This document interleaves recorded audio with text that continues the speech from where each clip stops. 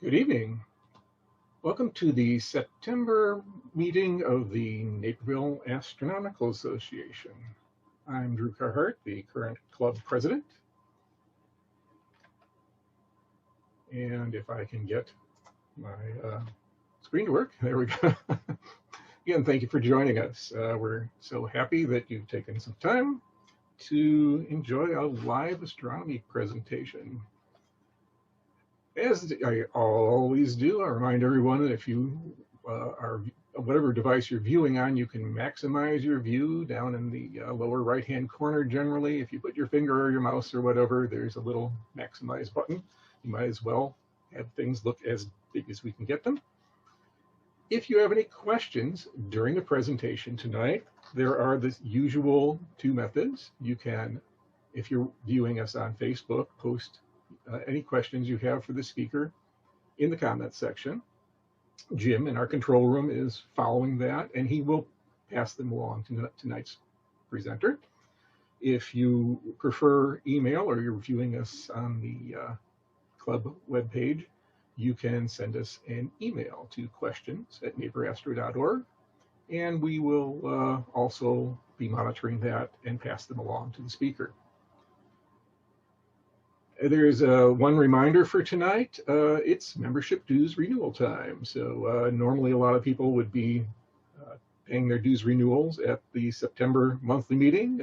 Obviously, that's a little hard to do in this format. So members will have gotten renewal notices in their past two newsletters. And if you have any questions about your status or renewing, just write a note to registrar@naperastro.org, and we will get any issues straightened out. As far as brief notices of upcoming events, in 2 weeks we have our Astronomy Fundamentals program, and 7:30 p.m. in these same venues. And the topic this month is going to be using filters for doing visual observing through telescopes. So a lot of people end up having questions about what really works and what's really useful to have, so we'll try to answer that kind of question. Our October monthly meeting will be the 6th at 7:30 p.m. Again, we're still streaming, no live meetings yet. We have an interesting speaker who's actually a new member of our club. He's an attorney, and one of his specialties is space law. So he's going to be talking to us about things like filling our sky with all sorts of satellites and what the legal ramifications are of that. So that's October 6th. You can follow our calendar. As I've noted all summer, there's not as much on our calendar as there used to be, but we do have our programs that we have scheduled in advance listed there. Also, if you follow us on Facebook or you're a member and you're in our club message board system, we will be posting when we do pop-up events. We are doing observing pop-ups, and they're weather dependent, so we don't really plan them too far out. We may only give you a half a day's notice or a day's notice or so when we've got something going on. But follow us, and you will be in the know on those things. This evening, we have a guest speaker who has presented for the club before. Dr. Arend Poelarends is the instructor of physics and astronomy at Wheaton College, and he's going to be speaking to us tonight on meteorology for astronomers, something that's very practical knowledge for us all.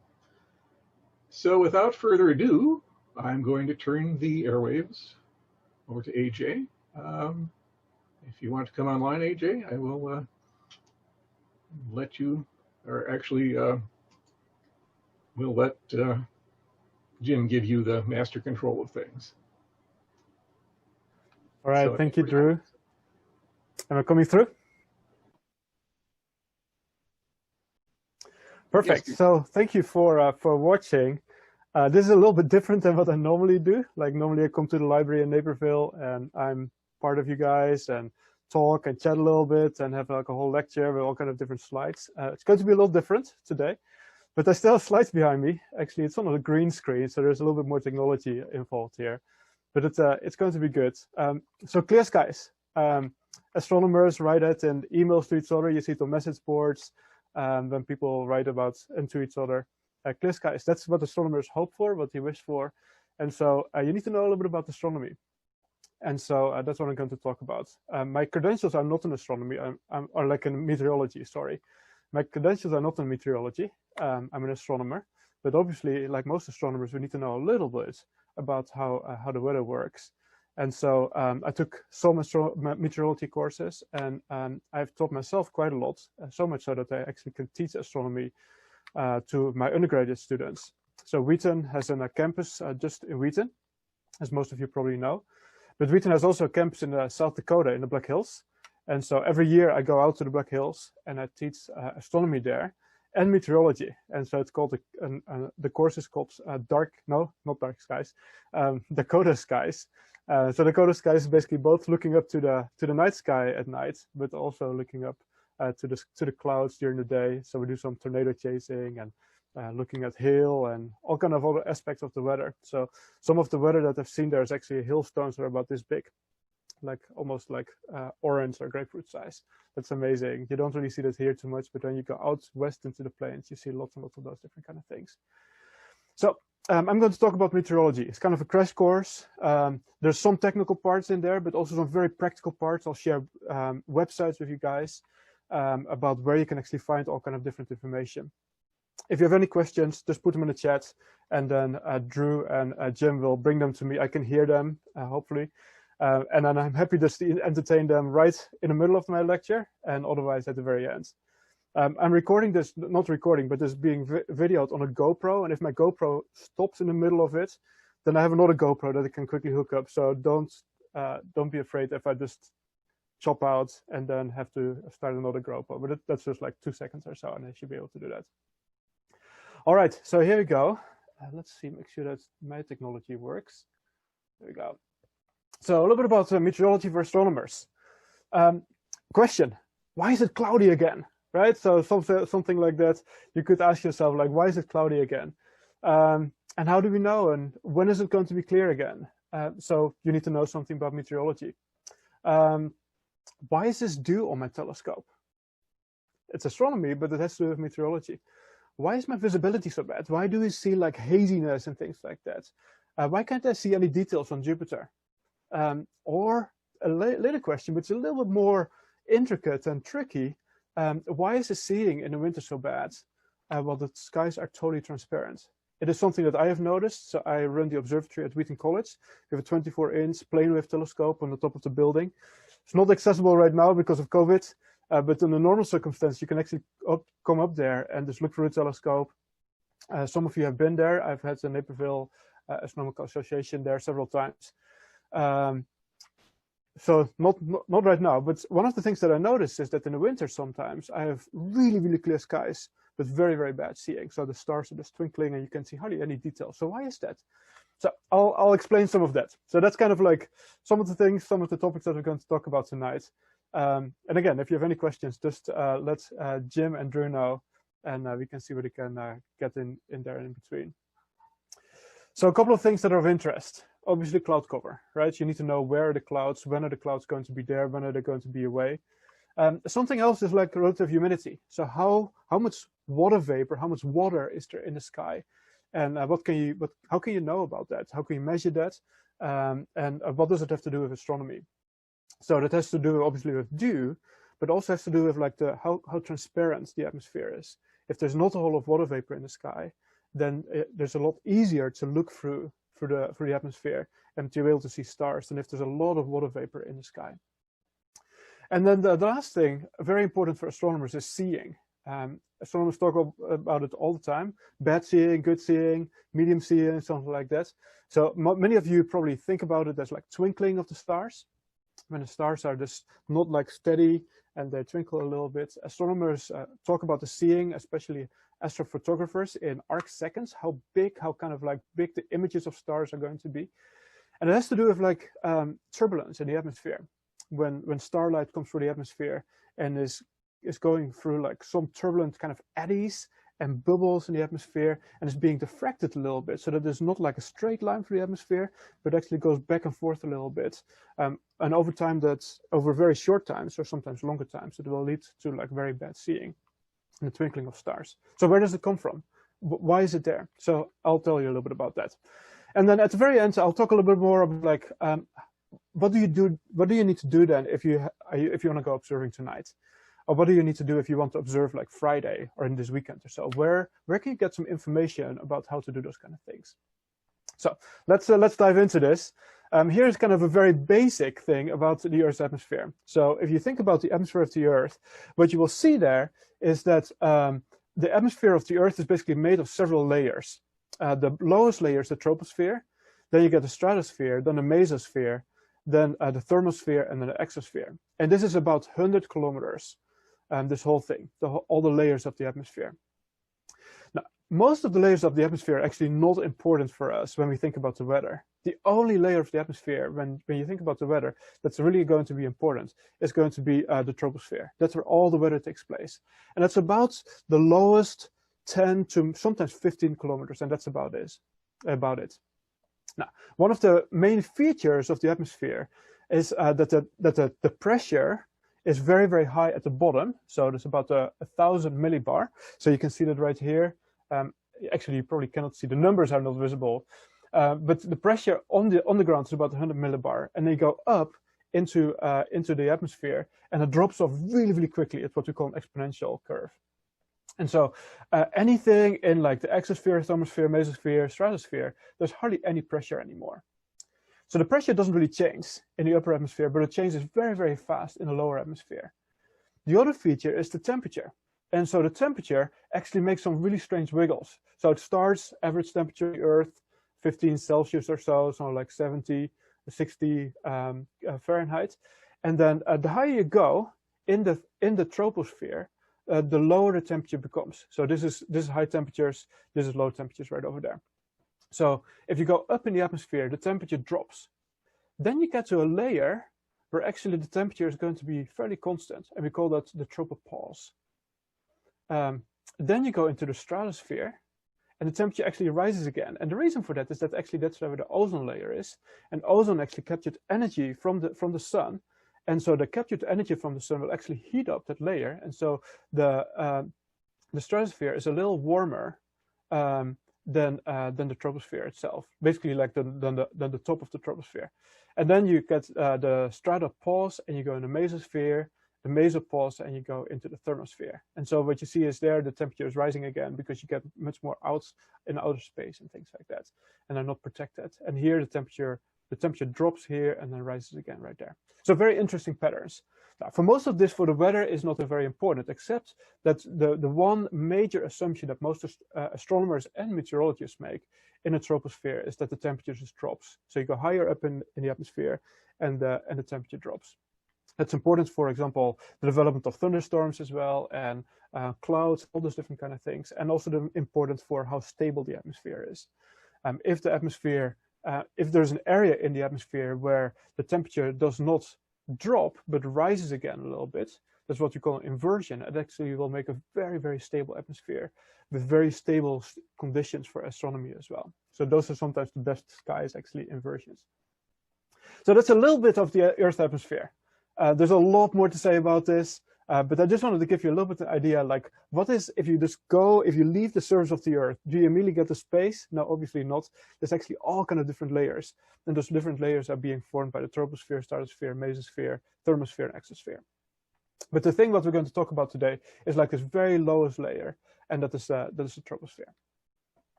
So what I said, like most of the influence for the weather and for astronomers comes from the troposphere. The height is about like maybe 15 kilometers or 8 miles or like 9 miles or so. And that is the part of the atmosphere that is the most dense. That's where all the air is, that's where all the water vapor is. And so that basically also means where all the weather is. And it can be divided in like 3 layers. That's how most meteorologists do it. The upper atmosphere, the middle atmosphere, and the lower atmosphere. So upper, middle, and lower atmosphere. And it can be sampled. So how do you figure out how those upper, middle, and lower layers, how that actually works? You sample it by balloons. So maybe you've seen like balloon launches, not the normal hot air balloons, but it's actually like balloons that are filled with helium or hydrogen. The National Weather Service uses hydrogen. And they're being launched, I think, about like 60 locations all over the United States, and many, many more all over the world. And basically all those locations sample the atmosphere. So the balloon takes off and goes all the way to like above the jet stream and measures continuously what actually is going on. What is the temperature? What is the dew point? What is the wind speed? What is the humidity? And all those different kind of things. And all the data that is being fed back to the National Weather Service and all kind of other weather agencies, and they can use it. So you can sample it by balloons. That's one of the things. But you only get like the information of a very, very small patch, right? Just where the balloon is being launched. And so how do you know something about stuff in between? You can use remote observations, so satellites. And so we have several satellites that are continuously looking at the Earth's atmosphere and taking images. And so you find all those images you can find online. I'll give a couple of websites in the end. And all those images are just online, and you can just use them for free. And everything is available, which is great. Another thing that you can use is Doppler radars. Probably most of you know about that, maybe not how it works, but at least you know that there's Doppler radars. There's one at the National Weather Service in Chicago, in Romeoville, and that basically scans the sky continuously especially for rain and thunder. So when you have to use the Doppler radar, you probably are not going to observe because it's going to be cloudy and thundery and that kind of stuff. But that's one of the ways that we can actually still know about the atmosphere. And then obviously surface observations. There's like hundreds and maybe thousands of observing sites all over the country and actually all over the world that just take like simple measurements like temperature, dew point, humidity, pressure, wind speed, wind direction, all those different kind of things. And those are very, very important especially for meteorologists to figure out what actually is going on with the weather at all those different locations. Now, as an astronomer, you're interested in some of those kind of things, but some of the things that you're not very interested in. And it kind of all boils down to two different things. How clear is my skies? Like how transparent? Are my magnitudes going to be limited? Are my stars going to be not as bright? And how's the seeing? So those two things are the things that I'm just going to focus on tonight. And I'll go through the whole atmosphere, and I'll point out certain things that actually will affect both the seeing and the transparency. And so hopefully you'll learn something from that. So here's a picture of like the upper, middle, and lower atmosphere. And it's kind of like a cut through the atmosphere. And as meteorologists talk about the upper, middle, and lower atmosphere in what they call millibars. And so basically planes, pressure planes. So the upper atmosphere is made up of like the level of 200 and 300 millibar. So very, very low pressure. So what I said, like surface pressure is about 1,000 millibar. So this is like a fifth of that. So we're pretty high up in the atmosphere, probably around like 10 kilometers or so. So 20 millibar, 200 millibar, and 300 millibar. That's the upper atmosphere. The middle atmosphere is generally around like 500, sometimes to 700 millibar. So you're a little further down already. And then the lower atmosphere is like the 850 to 1,000 millibar. So 3 different layers. And the question is, which part of the atmosphere impacts actually like the seeing and the transparency? So we'll go a little bit deeper into the details there. So here's the upper atmosphere. So 200 and 300 millibar, sometimes 250 millibar, somewhere 9, 11, 12 kilometers. That's where the jet stream actually is located. So if you've ever flown before, sometimes, especially if you go to Europe, you actually catch a jet stream because it will actually give you a little bit faster travel time to Europe. So going with the jet stream is actually advantageous. Going against the jet stream actually will make it slower. So actually airplanes go above the jet stream, like north of the jet stream or south of the jet stream to make it actually back to the United States. The jet stream is a little turbulent. Yeah, so sometimes a little shaky. The wind speeds can be really, really high. Like a summer jet stream is somewhere around like 80, 90 miles an hour. Winter jet stream can actually be way, way, way faster. 150 sometimes miles an hour. So really, really fast current of air that kind of like as a river kind of like goes through the atmosphere. Generally around the North Pole, there's a polar, like an Arctic jet stream, and there's one a little further south that is also like going around. And they kind of meander a little bit. Sometimes they interact with each other, sometimes they shut down a little bit. Sometimes they go really fast, sometimes a little slower. But that's the jet stream. And so the jet stream does have an influence on the weather, and we'll talk a little bit more about that. Then the middle atmosphere is what I said, like, is about 500 millibar. It's about 5.5 kilometers, so kind of really the middle of the troposphere. And that basically shows a little bit the movement and the intensification of what we call large weather systems. So high pressure areas, low pressure areas. So for a meteorologist, the 500 millibar level, if you just look at the 500 millibar chart, so to say, you can immediately figure out where's the high pressure areas, where's the low pressure areas, where are troughs, where are ridges, and how's the weather kind of going to look like, and what is kind of like the flow of the weather. And so that's a fairly important chart for meteorologists. And for astronomers, there's not so much information on there, not so much of an effect, but there is there's something that you can learn from that, especially for like forecasting, for how's the weather going to look like in the future. So we'll get a little deeper into that as well. Then in the lower atmosphere, so the 700 millibar especially shows like wind patterns. We're about 3 kilometers high. And so it shows a lot of the wind patterns that kind of steer the storms and the weather systems. That's kind of where the steering currents are. And on the 850 millibar, so about a kilometer and a half high, that's where you will see on the charts a lot of like the temperature and moisture. Like, where does the moisture come from? Is there a temperature surge from like the south coming in, or is the temperature drop from the north coming in? You should be able to see that on the 850 millibar charts. And then the 1000 millibar charts is surface level, where you see all the surface observations and see what actually is going on the surface. So there's a quick run through the whole atmosphere, right? So jet stream and the upper atmosphere, the middle atmosphere, what is kind of like the large weather patterns, so to say, high pressure, low pressure, ridges, troughs, and those different kind of things. And then the lower atmosphere, where's the moisture? What is the temperature doing? And those different kind of things. So that's how you can understand the atmosphere itself. So I'm just going to show a couple of charts just to get you a little bit an idea of what actually is going on. So this is a chart that I just pulled off the internet this afternoon when I was working on this. And this is a chart that shows the 200 millibar. So 200 millibar, so this is the jet stream. And what you can see right here is that there's a very, very strong jet stream coming off of the Pacific into Canada. And the jet stream then kind of like dives down a little bit, curves all the way down there, and then kind of comes up again. And there's a fairly strong jet stream right here, and there's another jet stream right over here. So it kind of splits a little bit. So this jet stream, this part of the jet stream is actually over where we are, right? So the lower lakes, I think that's somewhere over here, something like that. So we're actually currently under the jet stream. The jet stream is, if there's really, really strong jet streams and kind of like a short part of the jet stream, that can actually induce a lot of like upward motion and downward motion. So actually is connected with like the formation of clouds as well, and weather patterns, like low pressure areas and those different kind of things. So if you're under the jet stream, you can see that on those kind of upper air charts under the jet stream. So here's another jet stream. This is a 250 millibar, and you can see kind of a similar pattern. So jet stream coming in here off of the Pacific, and then kind of dives down right here through the Four Corners region, and then comes up again and kind of splits in kind of two different parts. And then we are right here under this part right there. So what does the jet stream do? So here's some of the effects of the jet stream. These are some pictures that I pulled off the internet because I didn't have my own pictures. I've never really studied this systematically. But this is from a guy in France, and he compared two different pictures of Jupiter that he took, similar setup and things like that. And this picture right over here is a picture where Jupiter was seen through a fairly strong jet stream. And this one, where the jet stream was not overhead. And so you see the difference right there, right? So the difference is Jupiter is, you still can see some details on Jupiter, but it's quite fuzzy. And this one, you can see lots and lots and lots of details. Now, so if you are under the jet stream, there's quite a lot of like turbulence, right? In the jet stream, there's a lot of turbulence, and it will really affect your seeing immediately.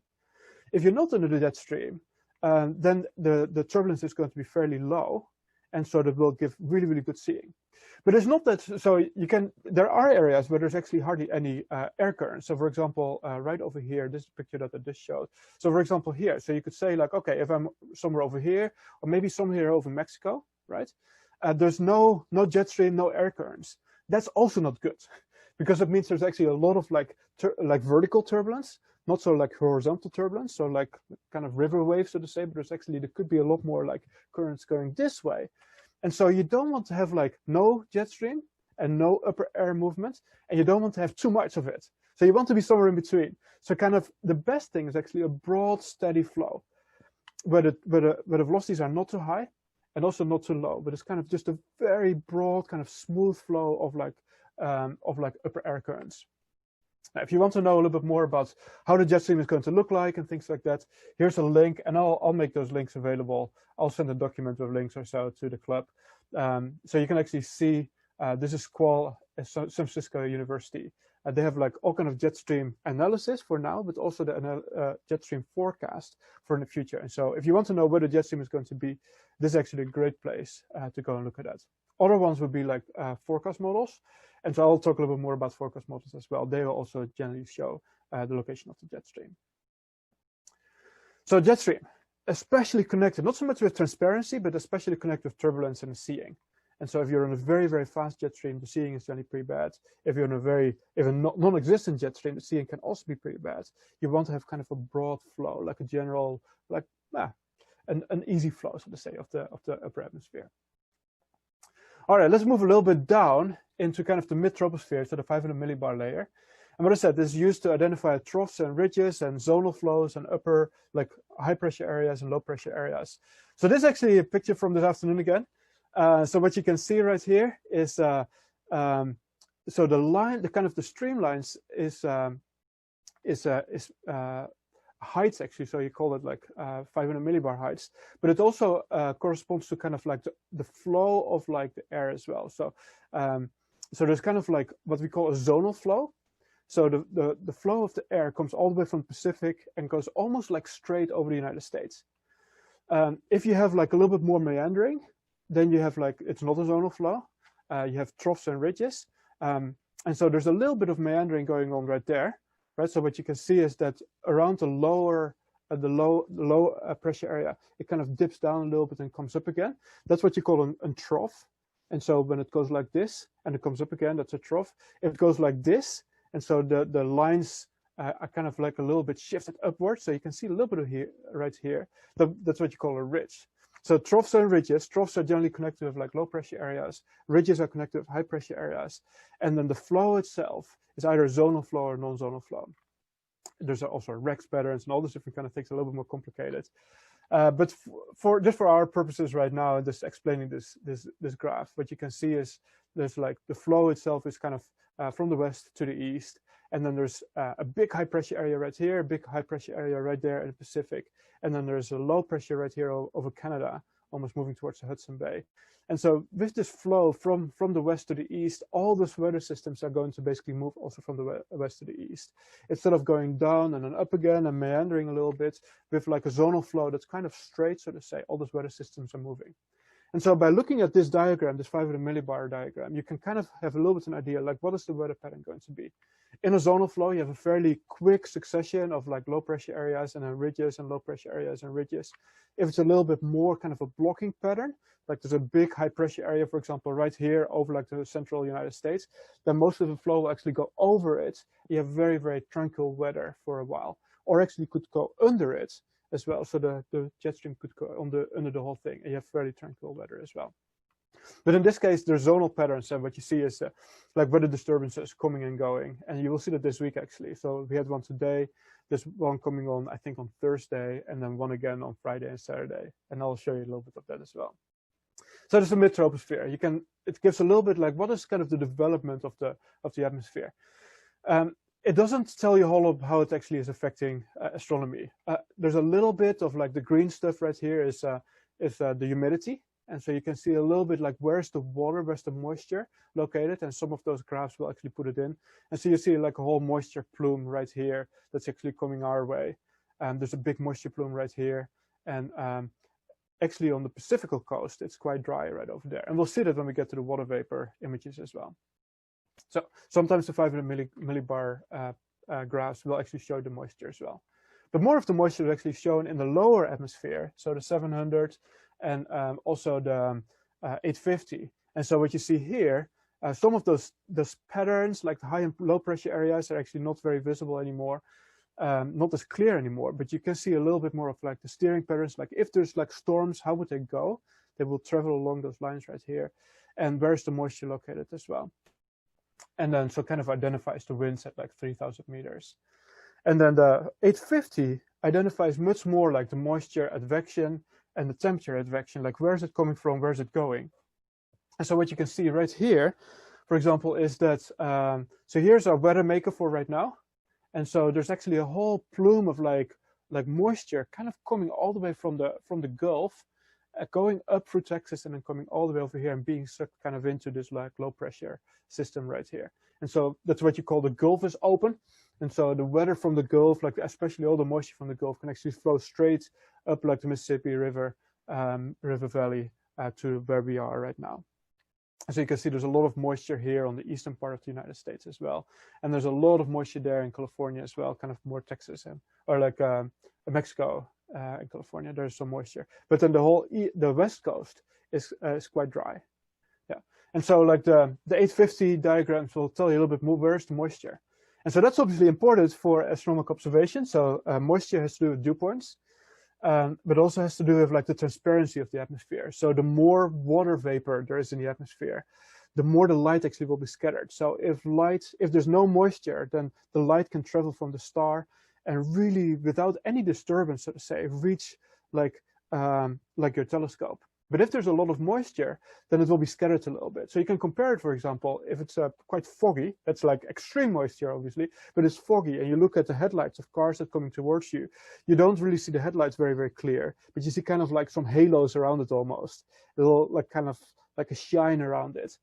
Now, that actually happens with the stars as well. If there's a lot of moisture, then the light from the stars will be scattered a little bit. It's not the same as seeing. It's more like that the light will be kind of broadened, kind of the ray will be broadened a little bit.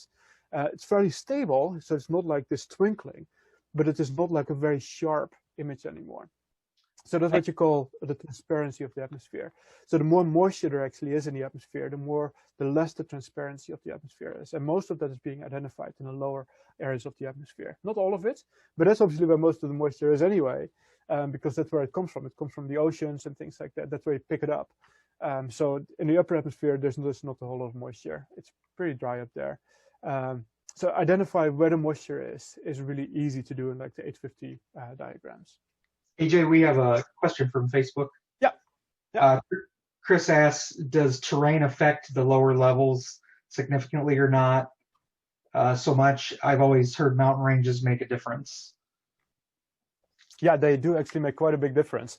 That will make it actually a lot more complicated, but I can quickly tell you a little bit about that. So so terrain makes a big difference, especially mountain ranges. So when a flow of air, say this is a mountain range right here, and so when a flow of air comes here and it goes up, it's basically being forced to go up. Yeah, so that basically means rising air, and rising air is basically it's going to be core up here. But the bubble itself is still going to be pretty hot. And so when you have rising air that's being cooled down, kind of forced down from the environment, you actually get convection. So kind of like clouds are being formed on this side of the mountains because it's being forced up. Now then sometimes you actually rain it out. So a lot of the moisture could actually disappear out of the clouds, out of the air, because it's kind of being rained out. And then the air goes over the ridge, over like the top of the mountains, and then it goes down, and because it's sinking air by that time, it actually will dry out, and it will warm up quite significantly, as you get a very kind of like warm area. So you got the Chinook effect, for example, or the Föhn effect in some people call it, I think, in Germany and Switzerland. So if like air comes over the mountains, it actually will cool down this part of the mountain, become very wet on this side of the mountains, and very, very dry on the lee side of the mountains, and very warm on this side of the mountains. So it actually does affect it quite a lot. So the weather in Colorado is actually, you cannot just take like the normal like big synoptical pictures, so to say, like big large scale pictures. You need to do a lot of like local meteorology to be able to understand that. So for example, when I'm in the Black Hills, it's the same situation. Meteorologists in the Black Hills are really like kind of trained almost to work in the Black Hills because it's such a unique topography. That makes a big difference for how the weather systems go. So sometimes like storms go around the Black Hills and then kind of skirt the Black Hills and come down again. Something that would not happen in kind of a normal plain, so to say. So especially mountains make a big difference. Water, like big water basins make a little bit of a difference, especially with the amount of moisture that you can pick up, or like winds coming from water, for example, lake breeze here in Chicago lake breeze, and that can actually and also lead to kind of a convergence. So if there's a lake right here, and there's a lake breeze coming here, and there's also wind coming from over the plains, and it kind of converges somewhere, kind of clashes a little bit, and then air is being forced up, so convergence, that actually can trigger like convection, can trigger thunderstorms and those different kind of things. So a couple of weeks ago, I think we had several convergence thunderstorms because of like a lake breeze that kind of collided with like the winds, the kind of the prevailing winds coming from the plains, from the west. So yeah, terrain has lots and lots to do with it. It makes it a lot more complicated. But also more interesting sometimes, but it actually is very local. Like, it's not that you can say, okay, this is how it works at this mountain, and this is how it works at this mountain. Every mountain almost creates its own kind of little weather system with eddies and things like that. You almost need to be trained there and local to be able to understand all of those kind of things. Does that make sense? All right, if I don't hear anything, I'll just keep going. It's a little strange, right? And normally there's like this interaction. There's no interaction going on right now, but this works. So the very lowest level of the atmosphere is like the 1000 millibar level, and that's the kind of surface weather. And so you get those diagrams, those pictures that you see sometimes on the news or whatsoever, that you can find on the internet as well, about how the surface is, surface location and surface conditions. And so this is from today again.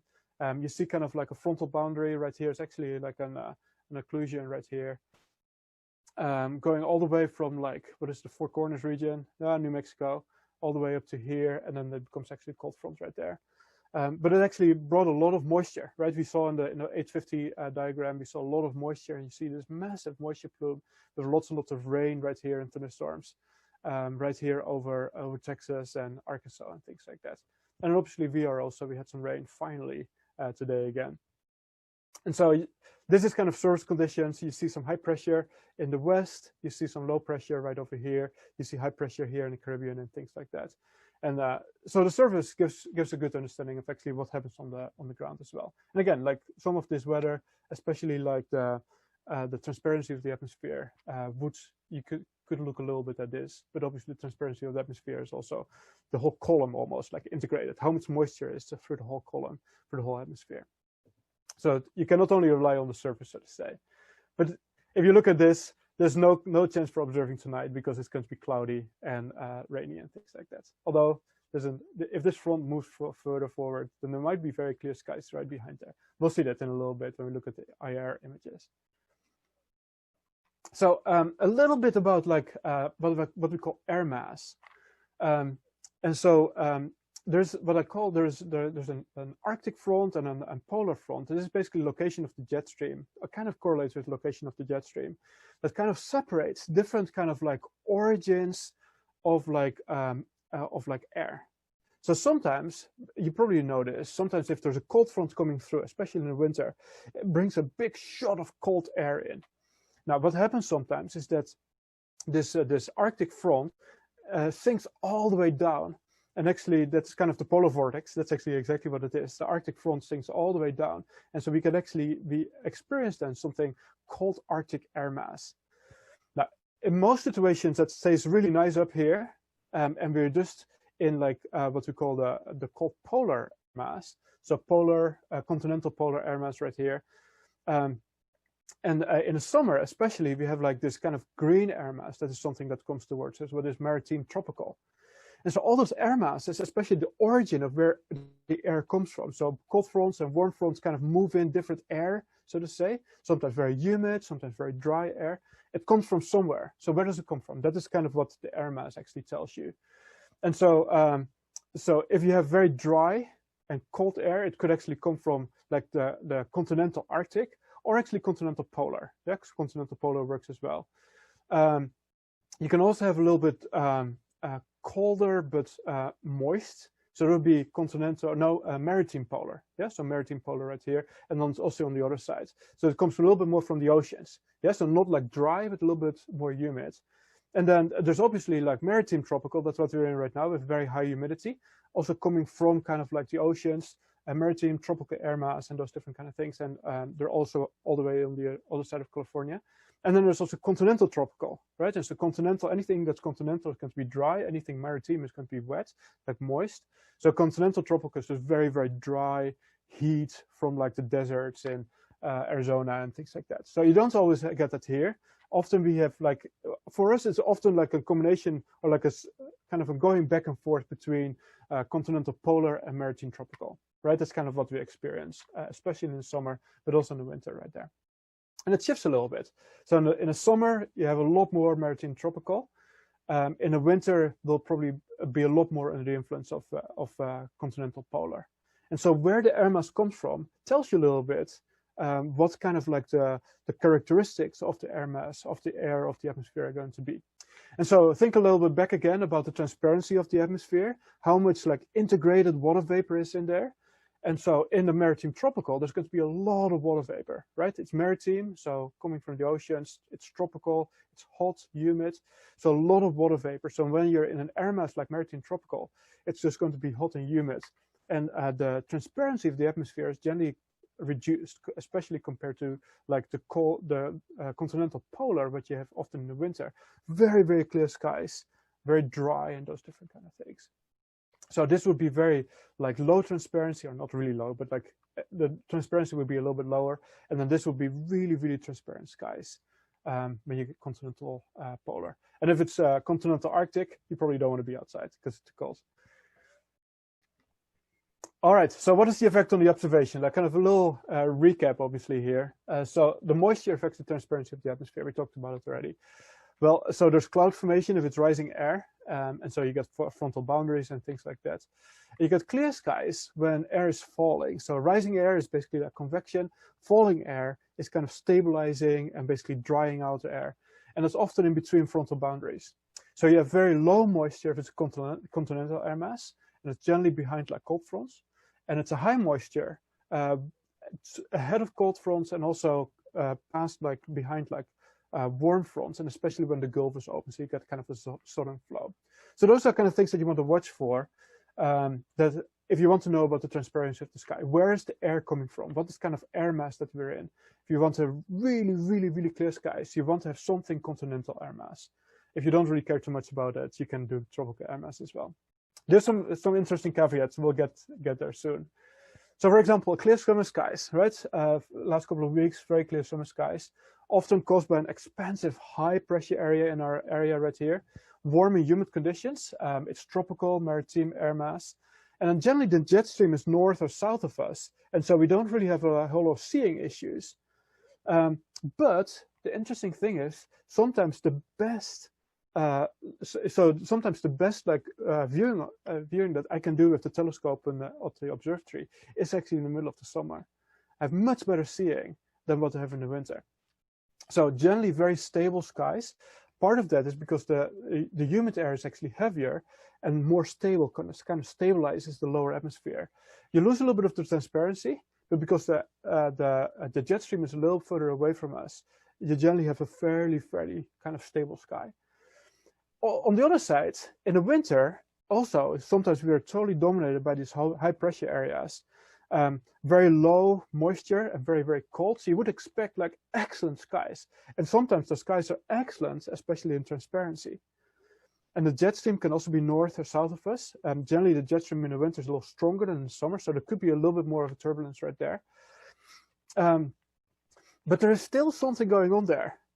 It's not actually not as stable because like cold air and dry air is not as stable as like warm and humid air. And so cold and dry air, you get kind of like eddies and micro eddies and things like that still rise a little bit, and it actually still causes some loss of seeing, but you don't have in the summer.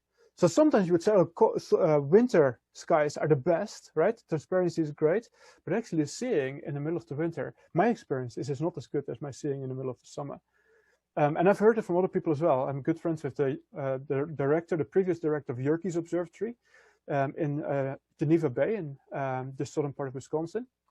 And he also confirmed that. And I always said, like, oh, it's the heat island of Chicago, that we have so much heat, kind of heat currents going up, creating eddies in the atmosphere. But he actually said he in the middle of nowhere experienced the same. And it has to do with like that the atmosphere is just not as stable because the air is dry and cold, which creates then still a little bit of eddies and currents, something that like heavy, so to say, air is not going to do. So there's a little bit of it's not that you can say, oh, like continental cold polar air masses are always better than maritime tropical air masses. There's a little bit of some nuance there.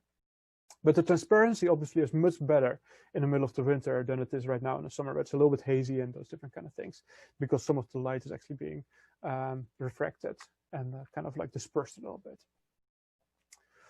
All right, here's another scenario, for example. Say you have a low pressure area moving through with a cold front trailing behind it. That generally brings actually cold and dry air right behind it, so polar or Arctic. But often there's actually a strong jet stream that kind of forces this whole system and it connects to the low pressure area. And so you actually have, if you step outside right after the cold front is over, you have really beautiful skies, like all the dust is rained out and things like that. You have beautiful skies, but actually there's still a fairly strong jet stream above that. So you need to wait a little bit. You need to wait until kind of ridging moves in. And once the ridging moves in, some little bit high pressure area moves in, that's when you get much better skies, because then that's when the wind speeds in the upper atmosphere kind of slow down a little bit. So generally after a cold front, you get very clear skies, but you have to basically wait until this ridge moves in and the jet stream slows down to really get like a kind of an excellent seeing. You cannot go right after the cold front, which is very interesting to think about. So how do we know those kind of things, and how can you kind of figure those kind of things out? So one of the things that you can use is a meteorogram. So a meteorogram will show you all different kind of information about how the atmosphere works. So sometimes, and it can be in all kind of different orders, and different meteorological agencies put out different meteorograms. This is just the one from today from the GFS, and it comes from the website wxmaps.org. That's where I found it. So what you can see here, here's kind of the atmosphere with different layers. So the top layer is like 500 millibar, and here's ground level. And what you can see here in like our part, right? So we are all the way over there. This is time actually, so it's a time sequence. So that's today, all the way over there, and then this is, I think, Friday. But you can see there's a little bit of moisture in the air. So the air is drying right now, and so the moisture is kind of going. Then there's going to be a little bit of moisture on Thursday again, kind of another disturbance coming through, and then a big disturbance, kind of a big long rain event, I think this weekend, like September 9th. And you can see that lots and lots of moisture in every layer of the atmosphere. This goes up to 500 millibars, so it doesn't go to the jet stream because there's hardly any moisture there anyway. But you can see the whole column is filled with like moisture, and so it's going to be very cloudy. So one of the things where you can see that, for example, right here, here's kind of the layers of the atmosphere and especially the expression of clouds. And you can see the three different layers again, the lower atmosphere, the middle atmosphere, and the top atmosphere.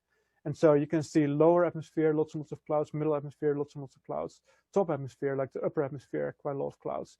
And the same is true for here. So you can see for today, the whole atmosphere is basically cloudy, but you can see, for example, tomorrow, we have a little bit of high clouds, but the low clouds are probably gone again. But here you can see actually a lot of low clouds and not a whole of high clouds. And so a meteorogram will tell you a little bit of where's the high clouds, where's the low clouds, how long are they going to last, and those different kind of things. So it's actually very interesting and a good diagram to kind of see what is going on in one view, and you can sometimes like look a week ahead or so. Not that all of this is going to be very accurate, but you know how that works.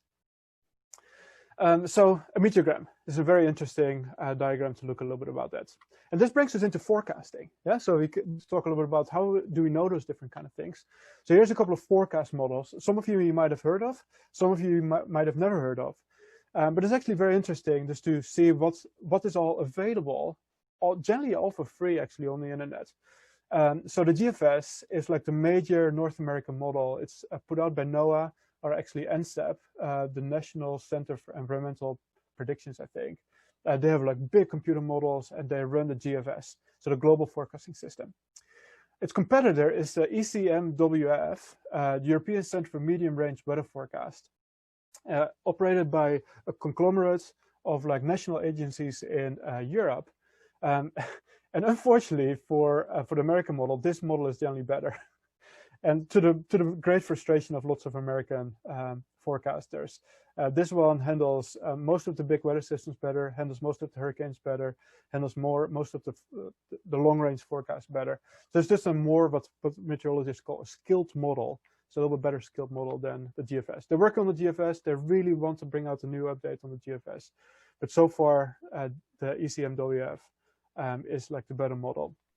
But both of them, active meteorologists will actually use the output of all these different models, compare them with each other, see what kind of, where's the consensus, where's the divergence, and kind of come to their own conclusions there. It's never that you can just take the models, the forecast models, and say, okay, this is it. You always need to interpret them and always see where the difference is and why the difference is right there. Then there's medium range models. So the long range, they give you kind of a big picture forward. The medium range focus a little bit more on like the shorter, like a couple of days, like 3-4 days or so, and are a little bit more accurate sometimes. They also have sometimes a little higher resolution than the long range forecast, because they need to do the whole Earth. The medium range can just do like sometimes like a regional thing, like the United States or Europe or those different kind of things. And then there's also short range. And the idea of short range forecast models is that they have a much higher resolution, sometimes like a couple of kilometers. And they also have a very high temporal resolution. So sometimes they actually forecast every hour. So you can actually get a forecast picture for like hour after hour after hour after hour. Something that the long range models don't do. They do like sometimes 4, sometimes 6, sometimes even 12 hours in between like pictures, so to say. And then the other one, the short range forecast models, they are able to take into account like how convection develops, so how thunderstorms develop and those different kind of things. Something that like the long range, sometimes the medium range are not really, really good at. So convection allowing models, that's how you call them, CAMs, CAMs, convection allowing models. And those are often like the short range and generally also regional models. And the interesting thing is all of this stuff you can just find on the website, on websites. And I'll have some links for you in a little bit. Actually here. So one of the websites that I actually use a lot is our own local College of Debates. It's right down the road from me. They have an excellent meteorology system, meteorology education program run by a couple of people there, and their website is like top notch. It's the best almost that you can find. So College of Debates, weather.cod.edu, has almost everything. And if I have a little bit of time, I can show you that in a little bit. Another one that I use quite a lot is Pivotal Weather. Has a lot of different models that it kind of conglomerates, and you can just run through them and show all the different forecasts. One that I use every now and then is Tropical Tidbits, a little bit more focused on tropical weather, but it actually does all of the United States. Weather.us is an interesting one, commercial, and they have the high resolution version of the ECMW, so the European model, which is sometimes helpful just to see what's going on there, and also the ensembles, and then the weathermaps.org, wxmaps.org.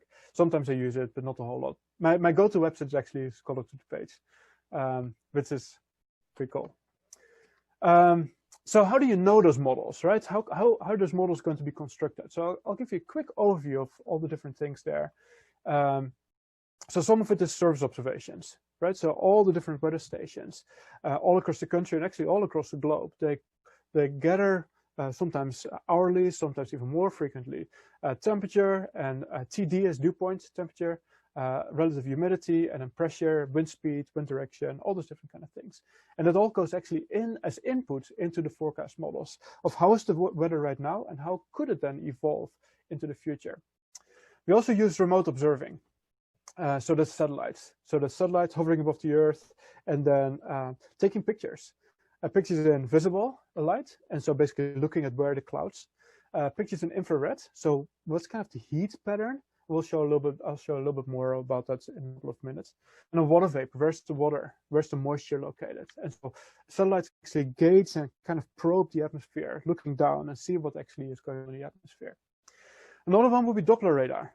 Yeah, so when you look at the news, obviously, you can see the Doppler radar, you can see the precipitation moving through the area. That's also input for like the weather models. And then the last one is the balloon soundings. So upper air soundings, balloons that are being launched twice a day, generally, like in the morning and in the evening, and they go up into the atmosphere and measure just for the particular point, so to say, how the atmosphere is. And that can be interpolated and extrapolated in the models. And all of this is going to be input for the forecast models. So here's an infrared picture. This one that I pulled off the internet at 5:30. And so what you can see, we are located right here under this kind of like green blob. And so the infrared here shows where's clouds, but it measures that by temperature. And so recall again that if you go up in the atmosphere, so you go from surface to upper in the atmosphere, the temperature should drop.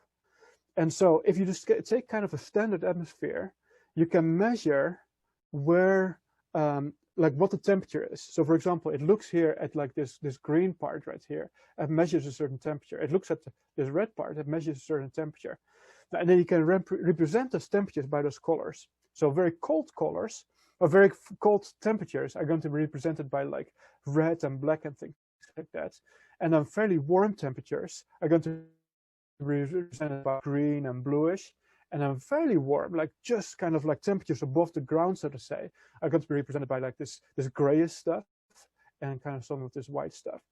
And so by just putting this temperatures, kind of basically labeling everything in temperatures, you can also get a little bit of an idea of like the three-dimensional structure of the atmosphere. Yeah, so very high tops right here, big thunderstorms, kind of a little bit lower area right here. Yeah, so it would be stratus clouds, and then like and alto cumulus clouds and things like kind of the rain clouds that we had, and then kind of almost like foggy conditions right here with very very high temperatures, and clouds very close to the ground. And hopefully eventually they disappear, and then there's clear skies behind here. Anything that's black, so to say, is going to be like looking straight at the Earth's surface, which is going to be even colder than the atmosphere itself, or warmer than the atmosphere itself. So that's how you interpret infrared. Yeah, so it's kind of like the warm temperatures. It's kind of it indicates a sort of temperature and also a three-dimensional thing. So warm temperatures appear in dark shades, cold temperatures appear in light shades of deep colors. And you can get a little bit of an idea, like where is like the really high clouds that are very cold on the top, where's kind of the medium clouds that have a medium temperature, and where's like the low clouds that have like just kind of a temperature very similar to the Earth's surface. And so you can build kind of a three-dimensional structure of the atmosphere. So infrared is very helpful with that. So sometimes it looks like on the satellite that's going to be clear, but you look at the infrared and you see kind of this murky gray stuff. You know, oh, that's kind of like this low cloud that is hanging above us, and we need to have that pass before it actually becomes clear here. So here's visible also from this afternoon that I pulled off, and you can see this expansive region of clouds right here with like some really high, what we call overshooting tops right up here in Texas, like big thunderstorms, really big high envols and things like that, and then a really beautiful skies right here in the west and things like that. And then here's kind of the back edge of like of the clouds right over here, and so that's kind of Iowa, and so this is kind of just low clouds that need to move out of the way for us. Then a little bit about water vapor. So that's kind of like water vapor at the colors of the page is split into three different channels: so the upper level, middle level, and the lower level.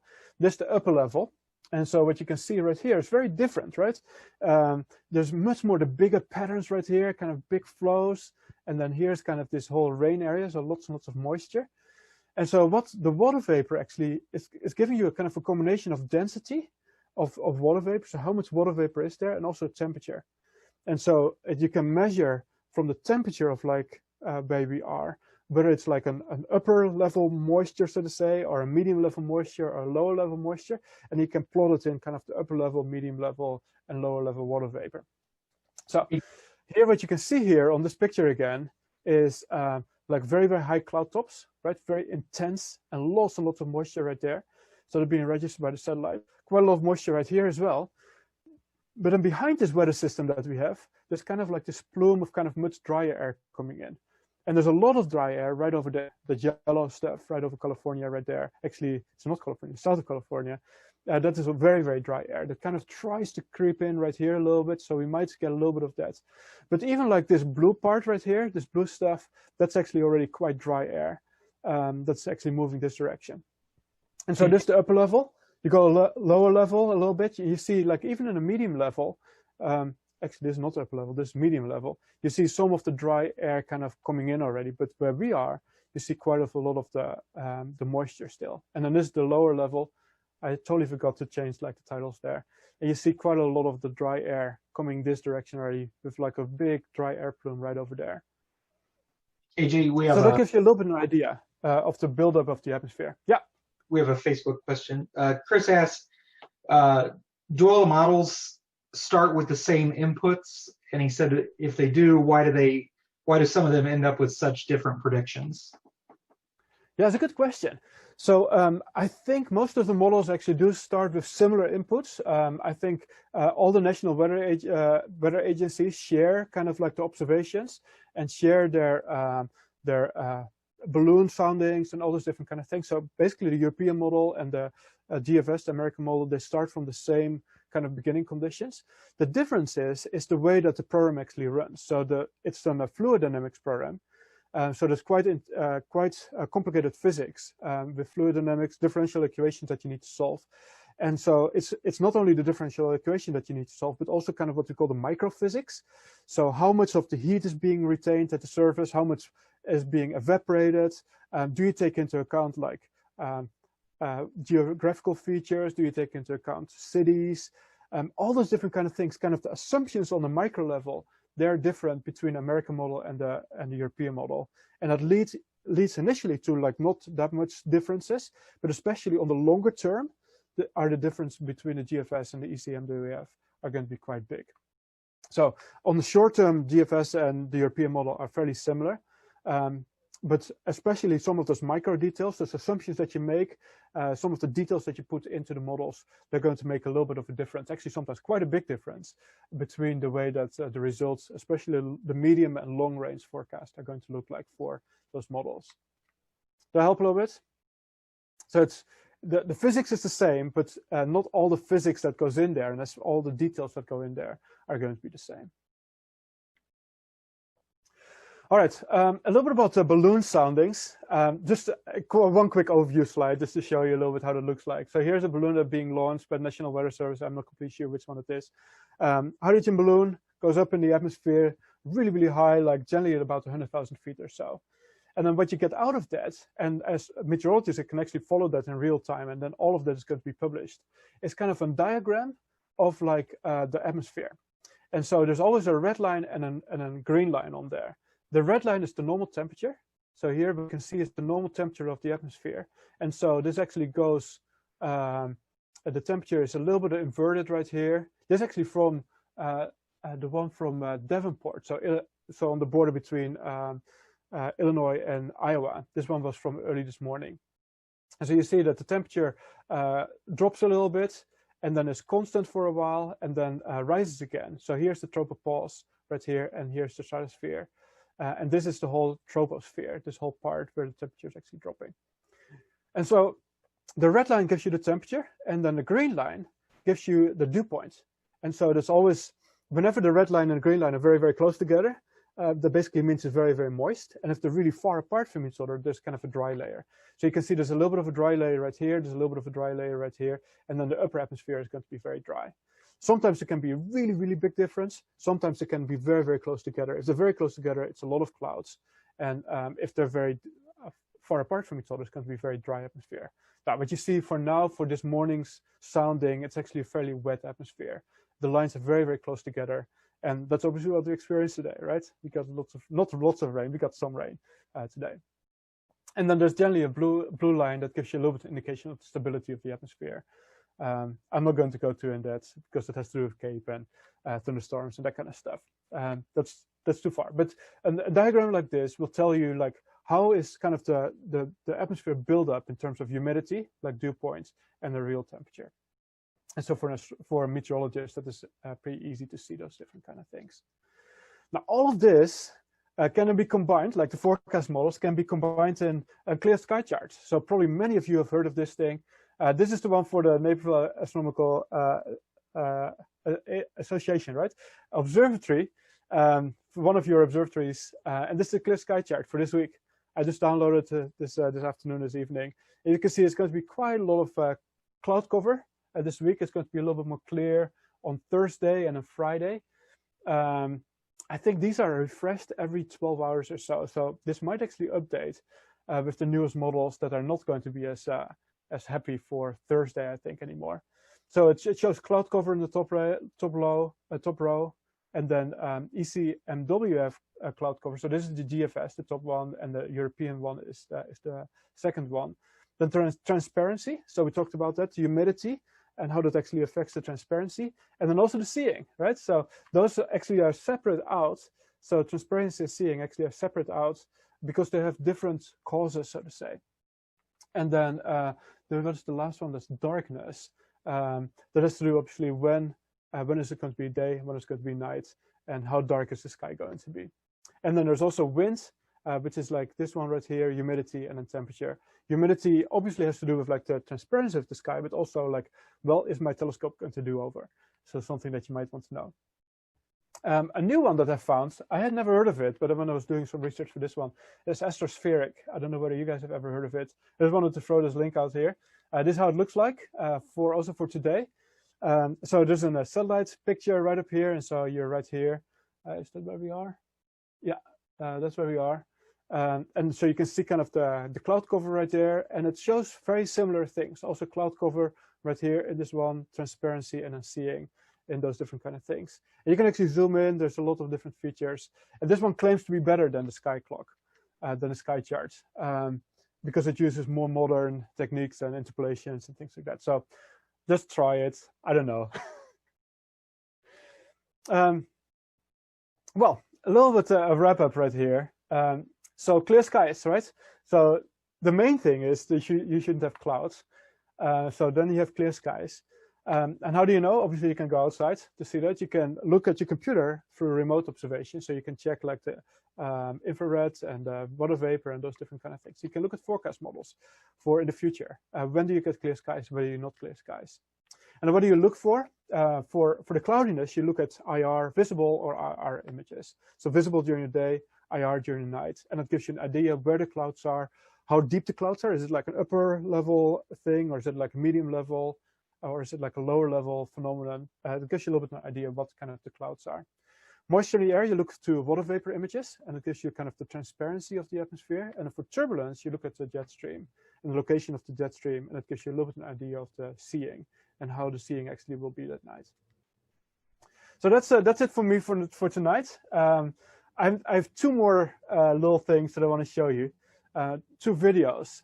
What I told you about is I teach in the Black Hills, and I do launch weather balloons there. My weather balloons go also up to about 100,000 feet, and so I launched them from the science station. And here's a little video that I just wanted to show you. This is how it looks like. So here's my balloon, and then the little parachute, because the whole thing comes down. The balloon pops at 100,000 feet, and then underneath there is a whole train of instruments. So actually what I have is like a payload box with like temperature and pressure and humidity and all those different kind of things that I can measure there. And I also have a payload box with cameras. So a couple of GoPro cameras, one always pointing upward to the balloon, one to the horizon and one down. And it gets actually beautiful imagery. So imagine you're at 100,000 feet and you look down to the Black Hills, and you see the Black Hills really, really tiny there. I should have put a picture in there. I forgot about it. And also the atmosphere, and you can see kind of different layers in the atmosphere and all that kind of stuff. So how does it look like when you're in the jet stream? So this picture gives you a little bit of an idea how that actually looks like. So here's the upward facing camera. So here's the balloon. Here's one of my payload boxes. And this GoPro is mounted in the payload box, and it looks upward. And so we're kind of entering the jet stream right here. So it's fairly stable right here. There's not a whole lot going on yet. If I go one more minute further or so, you see there's a lot more swaying and things like that. And if you see the horizon there, that basically means that the whole train of like those different kind of things is actually flat. It's almost lying flat because the thing is looking upward. And if you see the horizon, you're actually looking sideways. So that's kind of crazy that you can see those kind of things. Here again, generally we're in a jet stream for about like 10 minutes or so, and then we're above the jet stream. And so you can see how intense it is. So the balloon just goes around and around. You see the sun kind of moving around a little bit. Every now and then it comes in field of view. It's quite intense. You don't want to do that just with like as like a passenger on board of the balloon, so to say. And then a couple of minutes later, so here, we're all calm again. And so we've passed through the jet stream. And so sometimes we get like about 80, 90 kilometers or miles per hour jet stream. And if you go through that, it's so turbulent, the whole thing just shakes. And then you go up, and for another like 20 or 30 minutes, you go up until about 100,000 feet. And at 100,000 feet, this balloon has grown so much because the pressure is so low there that the balloon has grown so much that the whole balloon pops and then so bursts, and everything starts falling down. and then the parachute will unfold, and everything nicely comes down. So going up takes about an hour and a half. Coming down takes about 45 minutes. And then we have a GPS locator, and then we know exactly where it is, and we go and retrieve it again. And then the first thing that I always do is look at the GoPro videos to see what our footage was from that flight. So pretty cool. All right, that was my bonus material, just to show you a little bit what fun things that you can do. So you can see it here. Here's my payload boxes. Here's my instrument box. Here's one payload box. And here's another payload box right there. All right, thank you very much. I'm totally open for questions. I don't see that we have any more questions on Facebook, and I don't see any questions on email either. Okay. So let's maybe give it another 30 seconds and see if anybody posts anything. Otherwise, we'll flip back to Drew. Yeah, there's one thing that I can do. I can show you quickly, if we have time for that. I can quickly show you pivotal weather and then College of DuPage as well. So here's College of DuPage, their next lab weather lab. And so if you go to weather analysis tools, and then analysis data will be like the surface maps. So you can actually see all the different things from surface features. You can look at the upper air maps. So 500 millibar, for example, this is like the latest thing that you can see. 700 millibar with humidity. And so you see actually this humidity change. The upper air soundings. So for example, you can actually click right here. Here's Devonport. And you can see the sounding from probably tonight. Yeah, so here's tonight's sounding. And you see some dry air coming in at the very top, but it's still very moist right over there at the very bottom. But if you, for example, go to, let's go to here.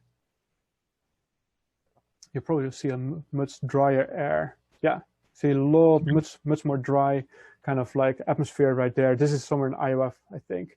The very dry upper atmosphere, and also the lower atmosphere is a lot drier. So all of those kind of things are just available right here at the DuPage weather thing. Here's lots and lots of the rapid mesoanalysis products. So there's lots of different diagrams that you can find there.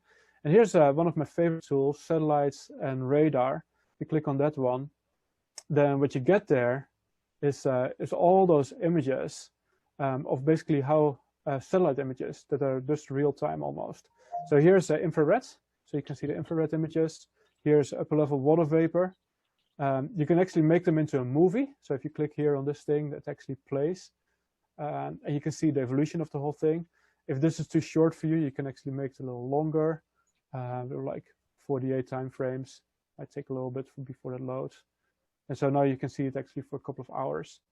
And so you can really kind of study and see, okay, what is the evolution of the weather right here? And you can see this, the upper level water vapor.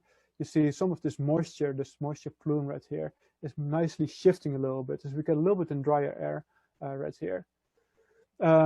Here's the models. I like pivotal weather quite a lot. You can pick from different models right here, the GFS and the high resolution GFS, the ECMWF and the ECMWF high resolution. And so, for example, if you click on this one, then you get, is this the latest one? Yeah. Here's kind of the diagram, the surface pressure right now, yeah, and precipitation type. So you can see that and like the rain forecast and things like that. But you can also make the forecast loop. There we go. And then you can play it. And then you can actually see the forecast, how it is actually going for the kind of the next couple of days and almost like weeks. So you see a weather system coming through there. And here's the weather system for the weekends. And then next weekend, or next week, we should be under high pressure for quite a while. So probably quite beautiful skies there. And so this gives you an opportunity to kind of look at all kind of different things right here and kind of zoom through that a little bit, give you a little feel. It has upper air, the moisture and humidity and things like that. The dynamics in the upper air, it gives you a little bit an idea of like severe weather. And then in the winter, a little bit of winter weather and all those different kind of things. You can play with all those different models. Here's like your regional models. Here's your high resolution models. And so actually here's high resolution models. Here's your regional models and all the way on the other side. is like your long-range models. So this is one of the websites that I use actually quite a lot. If I just want to have a little idea, I can go to National Weather Service. They get like in one view you can see a lot of different things. If I really want to do it for myself, this is a great website, Pivotal Weather, to get a little bit better idea of what's going on and how the long range actually looks like. One of the interesting things, I should quickly show you that, is let's go to the NAM, so the North American model, 3 kilometers, so fairly high resolution. And there is actually simulated IR, and that basically means it shows you cloud cover. Let's see, hope it needs to show up.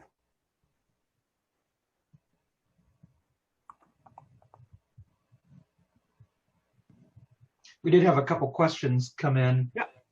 One was from Greg, and he asked, how far do you have to travel to retrieve the weather balloon payload? Yeah, that's a good question.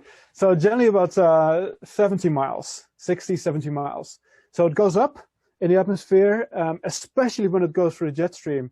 It goes really, really fast, and it will travel really, really big range, so to say. And then it comes down again. And so yeah, generally I travel for about like 60, 70 miles or so to retrieve it again. That's in the middle of the summer when the jet stream is not very strong. If you probably were to do it in the winter, you have to travel a little bit further. You can play a little bit of that. So for example, if you put a little bit more helium in your balloon, so I do helium balloons, not hydrogen balloons. If you do a little bit more helium in your balloon, you will rise a little faster. And if you go a little faster, you go also a little faster through the jet stream. More helium means a shorter travel time. So you go up faster, you come down the same speed, but the amount of time that you actually can travel and be swept away or being swept with the jet stream is shorter.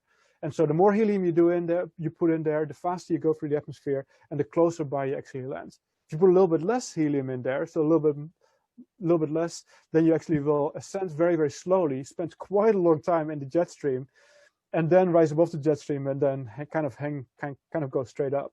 But that means that you actually might have to travel several states.